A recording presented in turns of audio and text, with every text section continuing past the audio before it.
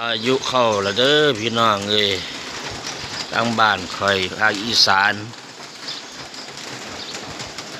ทางบ้านเบาคำนมคำเชียนแก้ว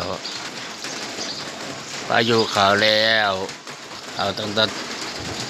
เที่ยงคืน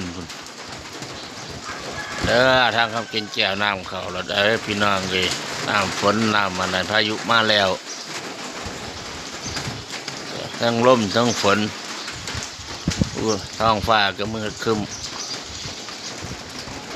ตกแห้งตกไข่เด้อครับพี่น้องตอนนี้